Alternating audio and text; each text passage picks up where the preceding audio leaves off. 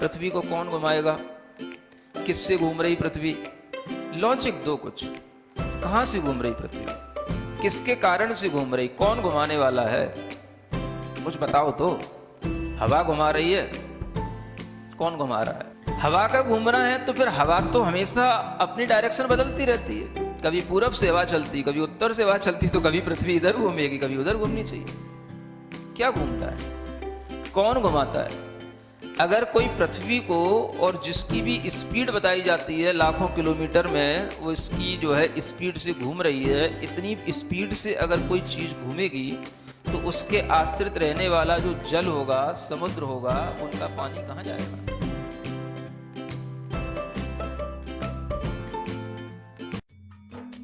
इस कार्यक्रम के पुण्यार्जक हैं गुरु भक्त परिवार, दिल्ली।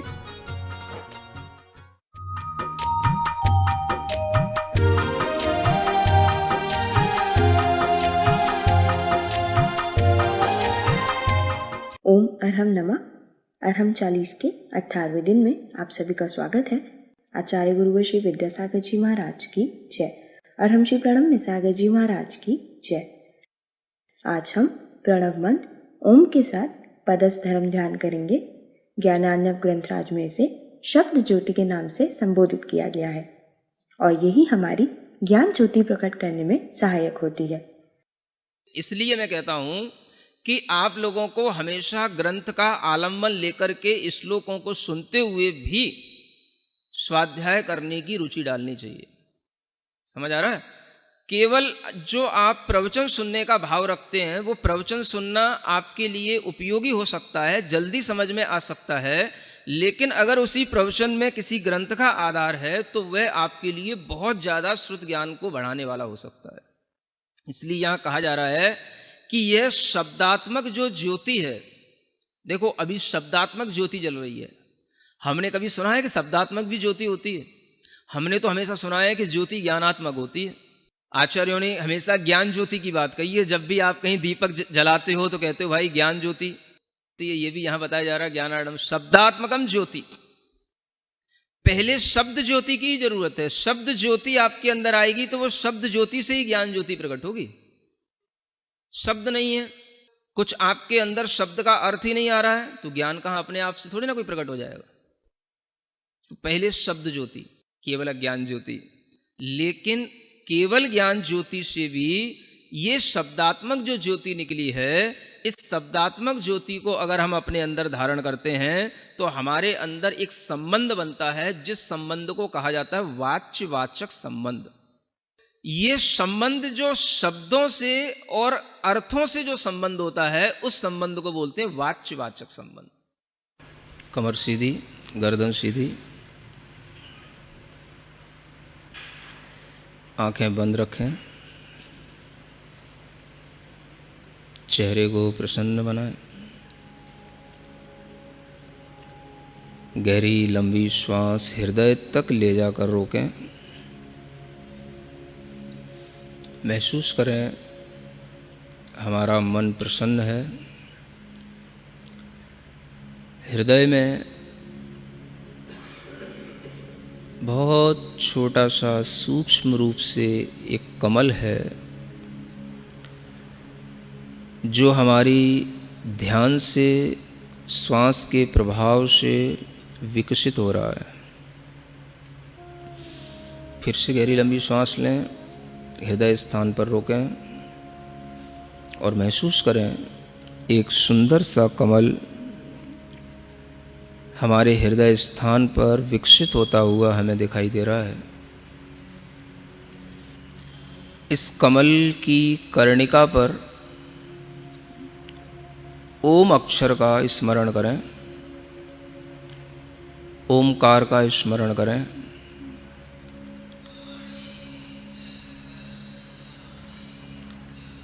इस ओम की आकृति को अपने मन में लाने के लिए इस ओम का एक बार नाद करें।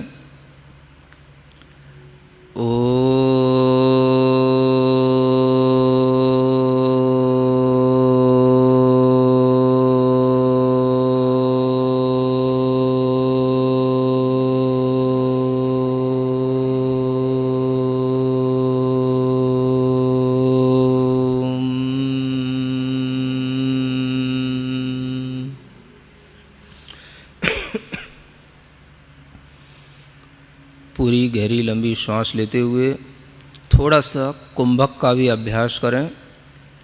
गहरी लंबी श्वास अपने नाभि स्थान तक ले जाएं और उस श्वास को थोड़ी देर रोकें, धीमे धीमे श्वास को छोड़ें।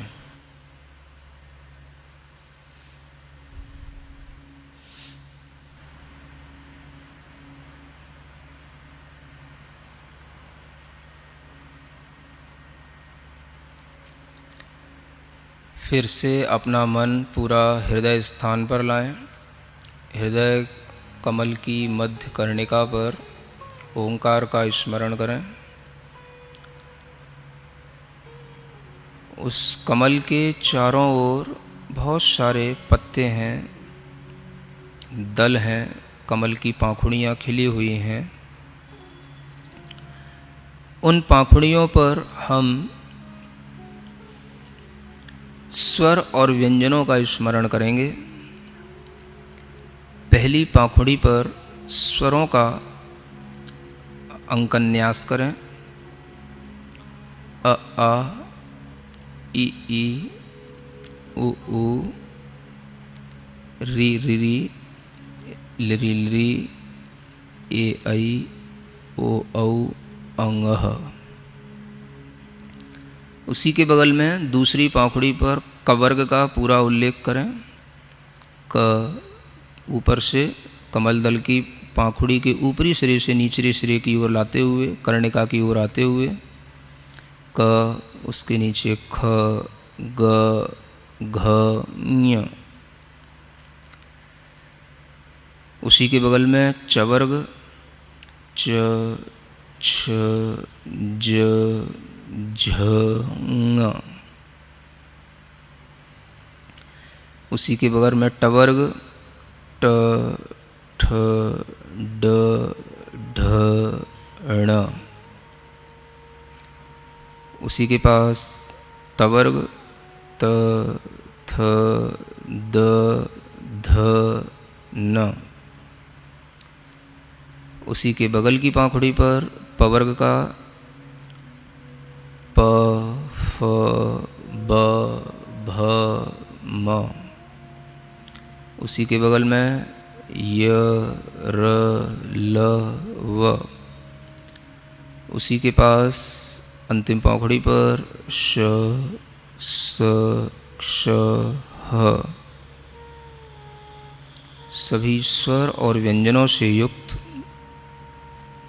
हृदय कमल पर ओंकार का स्मरण करते हुए गहरी लंबी श्वास लेंगे और उस श्वास को रोके रखते हुए अपने माथे पर उस ओम का चिंतन करते हुए मस्तक से चंद्रमा की आकृति की एक रेखा मस्तक पर महसूस करते हुए अनुभव करेंगे कि वहाँ से कुछ अमृत जैसा झर रहा है, जिससे यह ओम सिंचित हो रहा है और यह ओम उस अमृत के सिंचन के साथ में धीमे धीमे मेरे पूरे शरीर में व्याप्त हो रहा है।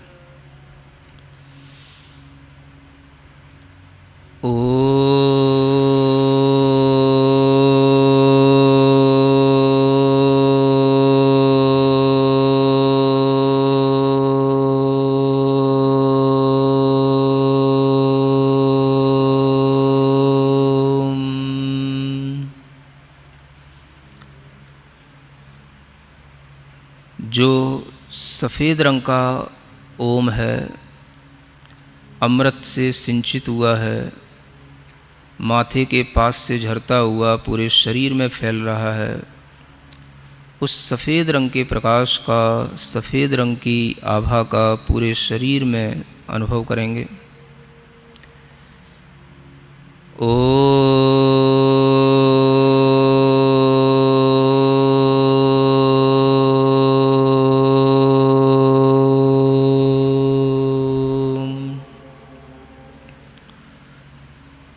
एक गहरी लंबी श्वास लेते हुए एक ओम को अपने नाभि स्थान पर स्थित देखेंगे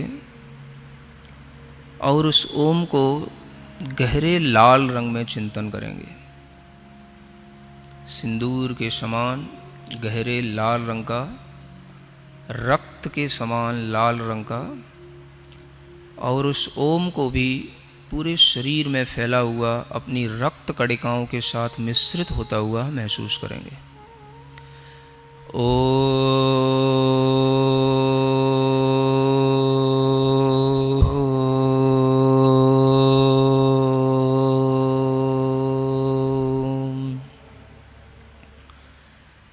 महसूस करें हमारे शरीर में जो ब्लड होता है उसमें दो ही प्रकार के सेल्स होते हैं, वाइट और रेड। और ओम के दोनों प्रकार के रंगों के स्मरण से हमारे ब्लड के सभी सेल्स बिल्कुल बैलेंस्ड हो रहे हैं, सभी में एनर्जी आ रही है। हमारे पूरे शरीर के अंदर ब्लड में इस ओम की शक्ति, ऊष्मा का प्रवाह निरंतर घुल रहा है। सफ़ेद और लाल रंग की वह रक्त कोशिकाएं अपना काम पूर्ण रूप से सही कर रही हैं।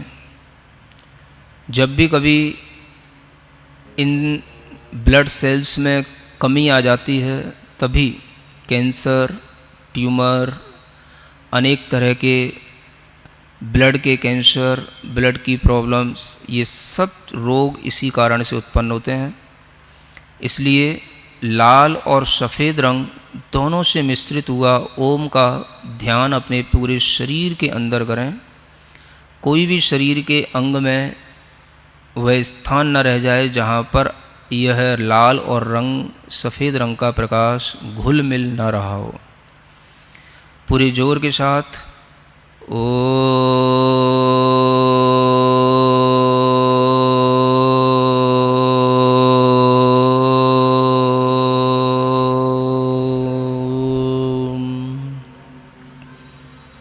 पुनः एक बार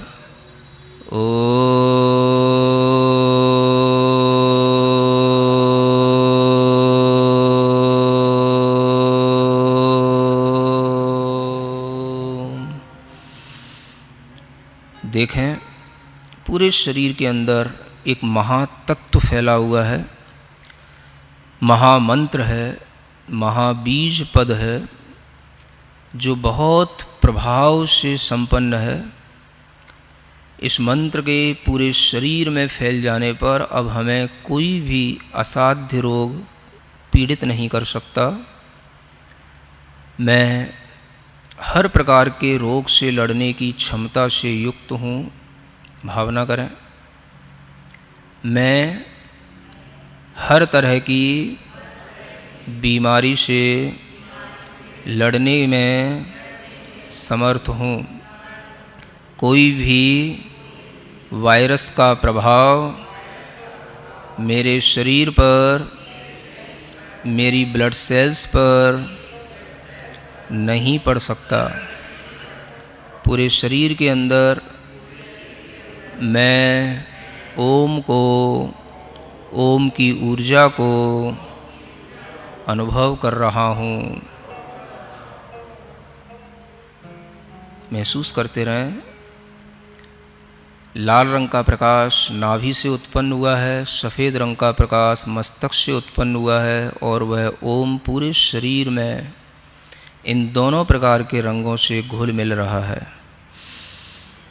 गहरी लंबी श्वास लें। श्वास को कुंभक की तरह पेट में रोक के रखें। विचार करें, यह शरीर मैं नहीं हूँ, मैं चैतन्य आत्मा हूँ। मेरे कर्मों के कारण से मुझे यह शरीर मिला है। मैं इस ओम की अग्नि से उन सब कर्मों को जो पूरे चैतन्य आत्मा में लगे हुए हैं उनको जला रहा हूँ। उन कर्मों से अपनी चैतन्य आत्मा को मुक्त कर रहा हूँ।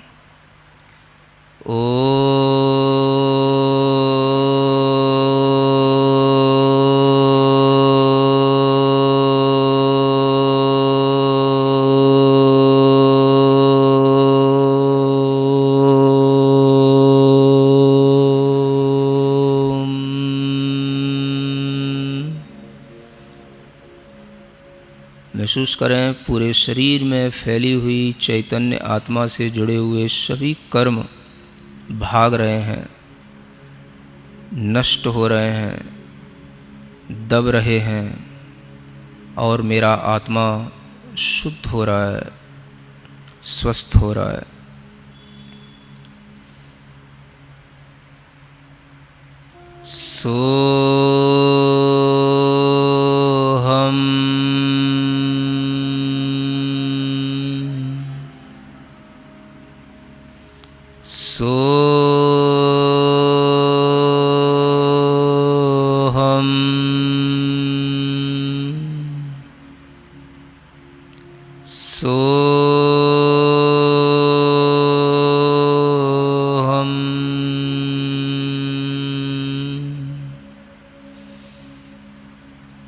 पूरे शरीर में स्वस्थता महसूस करें, मन को प्रसन्न महसूस करें और चैतन्य आत्मा को कर्मों से रहित शुद्ध महसूस करें।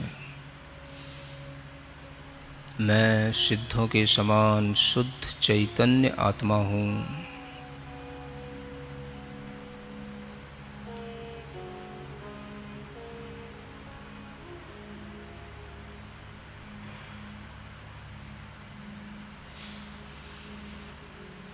अपनी दोनों हथेलियाँ घिसकर आँखों पर रखें। ओम अरहम परम शांति। पूरे शरीर में अपने हाथ का स्पर्श करके जो भी लोग कहीं पर रोगी होकर के दुखी हैं, जिनको अनेक तरह के कोरोना, कैंसर आदि की बीमारियां हैं, उन सब के लिए अपनी यह शुद्ध ऊर्जा, शुद्ध भावना पहुंचाएं और भावना करें, सर्वे भवन्तु सुखिनः, सर्वे सन्तु निरामयाः, सर्वे भवन्तु सुखिनः, सर्वे सन्तु निरामयाः, जीवन्तु जन्तवः सर्वे, जीवन्तु जन्तवः सर्वे, व्याधिव्यसनवर्जितं, व्याधिव्यसनवर्जितम्।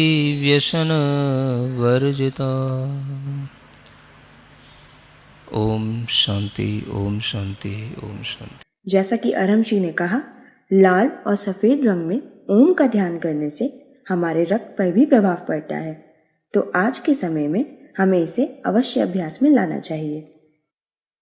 आज के गृह कार्य में हम क्षमा करने का प्रयास करेंगे। आज जब भी हमें किसी पर क्रोध आएगा, किसी से भी कोई लड़ाई आदि की परिस्थिति होगी, तो हम पहले अपने मन में शांति से 3 बार ओम अरहम नमः का उच्चारण करेंगे और उसके पश्चात ही कुछ भी करेंगे। आज के लिए इतना ही। सभी को ओम अरहम नमः।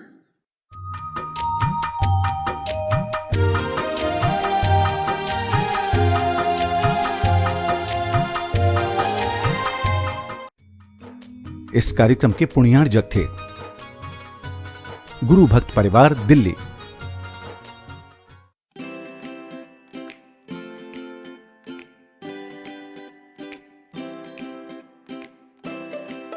पृथ्वी को कौन घुमाएगा? किससे घूम रही पृथ्वी? लॉजिक दो कुछ। कहां से घूम रही पृथ्वी? किसके कारण से घूम रही? कौन घुमाने वाला है? मुझे बताओ तो। हवा घुमा रही है? कौन घुमा रहा है? हवा का घूमना है तो फिर हवा तो हमेशा अपनी डायरेक्शन बदलती रहती है। कभी पूरब से हवा चलती, कभी उत्तर से हवा चलती, तो कभी पृथ्वी इधर घूमेगी, कभी उधर घूमनी चाहिए। क्या घूमता है? कौन घुमाता है? अगर कोई पृथ्वी को, और जिसकी भी स्पीड बताई जाती है लाखों किलोमीटर में, वो इसकी जो है स्पीड से घूम रही है, इतनी स्पीड से अगर कोई चीज़ घूमेगी तो उसके आश्रित रहने वाला जो जल होगा, समुद्र होगा, उनका पानी कहाँ जाएगा?